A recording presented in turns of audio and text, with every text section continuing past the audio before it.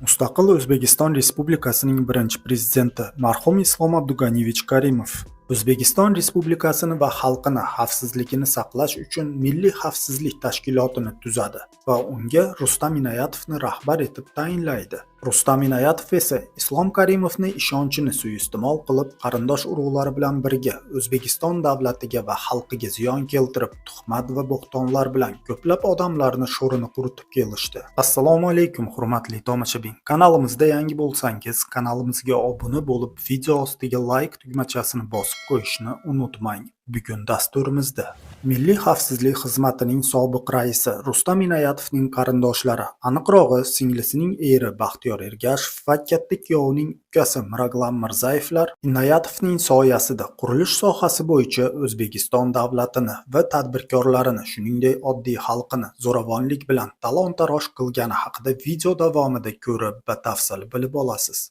Baxtiyor Ergashev Binif Ltd qurilish kompaniyasining direktorlar kengashining raisi, O'zbekiston va Amerika Qo'shma Shtatlari bilan hamkorlikda ochilgan qurilish kompaniyasining dalloli.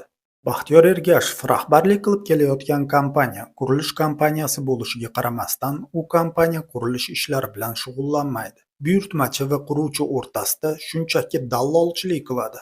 E'tibor bering. Baxtiyor Ergashev eng kami $1 million qurilish obyektini topadi va obyektda qurilish ishlari bilan shug'ullanayotgan firma rahbarlarini qamoq jazosi bilan qo'rqitib, buyurtmachi bilan shartnomani bekor qilishni talab qiladi. Obyektda qurilish ishlari to'xtashi bilan buyurtmachiga, ya'ni qurilish obyektining egasiga chiqadi. Albatta, o'zi emas, o'rtakashlari orqali chiqadi va qisqa fursatda qurilish ishlarini tugatishga va'da berib, obyektni qo'lga kiritadi. Baxtiyor Ergashev o'zi hech qayerga imzo qo'ymaydi. Buyurtmachi bilan tuzilgan shartnomaga Binif Ltd kompaniyasi direktori Fayziyev imzo qo'yadi. Shartnoma imzolanishi bilan Baxtiyor Ergashev qurilish obyektini egasidek buyurtmachiga aylanadi va boshqa bir kichikroq qurilish firmasiga qurilish obyektini ko'rsatib, qurilish obyektini topshiradi. Baxtiyor Ergashevning asosiy prinsipi hech qachon haqiqiy buyurtmachi bilan ish bajaruvchini ko'rishtirmaslikda. Qurilish obyektida 70-80% ish bajarilib bo'linganidan keyin haqiqiy tomosha boshlanadi. Turli xil bahonalar bilan ish bajaruvchi firmaga 1 so'm bermasdan, ishchilarni ish haqqini to'lamasdan obyektdan haydab yuboradi. Baxtiyor Ergashev ish bajaruvchi firmani pulini to'lamasdan haydaganidan tashqari, shartnoma tuzilayotganida bergan avans pullarini ham qaytarib berishni talab qiladi. Albatta, bu ishlarni qayni akasi Rustam Inoyatov va hamkori yengilmas prokuror Miraglan Mirzayevlarga ishonganidan qiladi.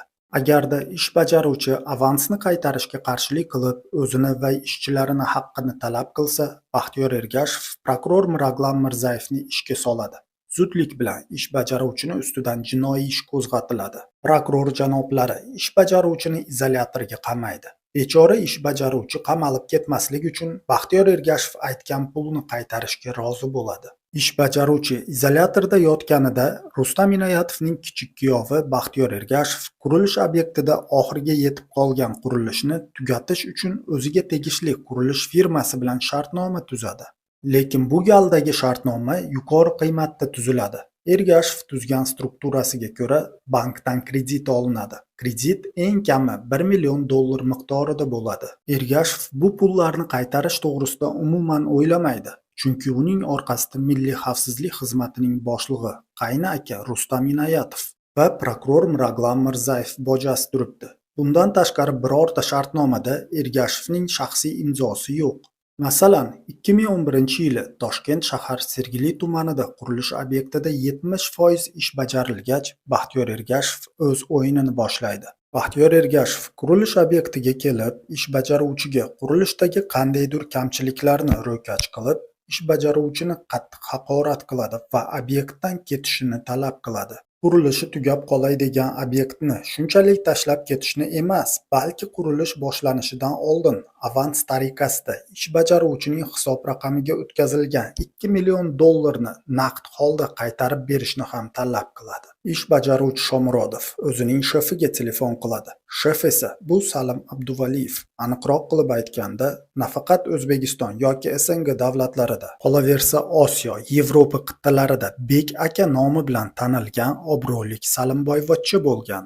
uzoq yillik tajribasidan kelib chiqqan Salimboy o'sha davrda Milliy xavfsizlik xizmatidagi Inoyatovning qudratini inobatga olgan holda shunday katta pulni qaytargan, lekin jahli chiqqanini bildirmagan. O'sha paytlari Rustam Inoyatovni soyasida oson yo'l bilan pul topib, o'zini qo'yarga joy topolmay qolgan Baxtiyor va Miraglamlar Rustam Inoyatov o'lmaydi, umrbod xavfsizlik xizmatini boshqaradi deb o'ylashadi.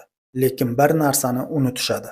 Mafiya o'lmaydi va bunday g'irromliklarni hech qachon kechirmaydi. Toshkent viloyati Kibray rayoni Do'rmon qishlog'ida bank plastik kartochkalari va savdo terminallarini korpuslarini ishlab chiqaruvchi fabrika binosini qurilishi bo'yicha tenderda Baxtiyor Ergashevning o'rtakashlari g'alaba qozonadi. Baxtiyor Ergashev doimgidek qurilish obyekti o'zinikidek boshqa ish bajaruvchini qidiradi va Eldorado Service Plus qurilish firmasini direktori Hasanov bilan fabrikani qurilishi bo'yicha shartnoma tuzadi. Shartnomaga asosan Baxtiyor Ergashev qurilish uchun oldindan 1 milliard 300 million so'm avans to'laydi. Qurilish proyektiga ko'ra fabrika 2 etajdan iborat bo'ladi. Qurilish boshlanadi. Birinchi etaj ishlari bitib, ikkinchi etajning tomi yopilishi bilan Baxtiyor Ergashev o'z o'yinini boshlaydi. Qurilish obyektiga kelib, turli xil bahonalar bilan ish bajaruvchi Eldorado qurilish firmasining rahbarini haqorat qilib, ishchilari bilan birga obyektdan haydab chiqaradi. Ularning barcha qurilish texnika va asboblarini tortib oladi.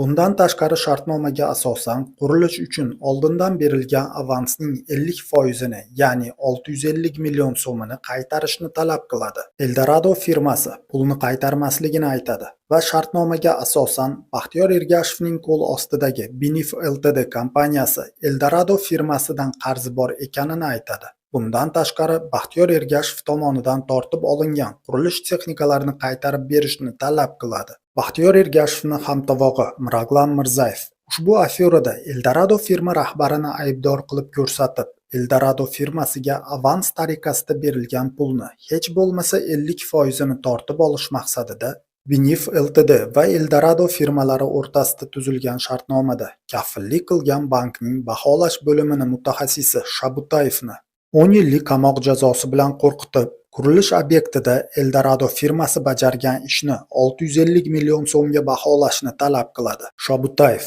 10 yillik qamoqdan qo'rqib, Eldoradoning ishini 650 million so'mga baholab, akt yozadi. Miraglam Mirzayev o'zining kuch-qudrati bilan soxta aktga asosan Markaziy bank rahbaridan Eldorado firmasining hisob raqamidan 650 million so'mni o'zlariga tegishli hisob raqamiga o'tkazib yuborishini talab qiladi. Oxir-oqibat Toshkent egalari Eldorado firmasining hisob raqamidagi 650 million so'mni so'roqsiz tortib olishadi. Baxtiyor Ergashev esa biznes planini davom ettiradi. Bitishiga sanoqli kun qolgan binoni qurib bitkazish bo'yicha o'ziga tegishli Ankor kompaniyasi bilan 1 million 700 ming dollarlik shartnoma tuzadi va shartnomada ko'rsatilgan 1 million 700 ming dollarni Davlat bankidan qurilishga deb oladi va u pulni ham o'zlashtiradi. Rustam Inoyatov boshchiligida Baxtiyor Ergashev, Miraglam Mirzayevlar 2016-yilgacha birgina qurilish sohasidagi maxinatsiyalari bilan ko'plab odamlarni sho'rini quritishdi. Bundan tashqari Markaziy bankning sobiq rahbari marhum Fayzulla Mullajonov, Moliya vaziri Rustam Azimov va boshqa ko'plab mansabdor kishilar ushbu qurilish maxinatsiyasida sherik bo'lishgan. Prezidentimiz Shavkat Mirziyoyev aytganidek, O'zbekistonning oddiy xalqi naqd pul yetishmaganidan ish haqlari va pensiyalarini vaqtida ololmay azob chekayotgan bir zamonda ayrim mansabdorlarning qarindosh-urug'lari, ayniqsa Milliy xavfsizlik xizmati raisi Rustam Inoyatovning qarindoshlari oyoqlarini davlat hisobiga keng yoyib mazza qilib yashab kelishdi. Go'yoki ular uchun hech qanday qonun yo'qdek, ularni hech kim jazolay olmaydigandek o'zlarini erkin his qilib kelishar edi. Islom Abduganiyevich Karimov qo'l ostidagilaridan birinchi bo'lib aytilgan ishni o'z vaqtida bajarishni talab qilar edi va doim qonun barchaga barobar, kim bo'lishidan qat'iy nazar hamma qonunga amal qilish kerak derdi. Shuning uchun ham o'z qizini qilgan jinoyatlariga yarasha jazolashlariga rozi bo'lgan. Shunga qaramasdan bir-biriga quda anda bo'lib tomir yoyib yuborgan ayrim mansabdorlar, ya'ni Rustam Inoyatov boshchiligida Respublika bosh prokurori Rashid Qodirov, Moliya vaziri Parpiyev va Miraglam Mirzayevlar Tog'a amma jiyan va kuyovlari bilan birga O'zbekiston Respublikasining qonun-qoidalariga amal qilmasdan marhum birinchi prezident Islom Abdug'aniyevich Karimovga va butun O'zbekistonga xiyonat qilib, qarindosh-urug'lari bilan birgalashib, korrupsiya epidemiyasini O'zbekiston bo'ylab tarqalishiga sabab bo'lishdi.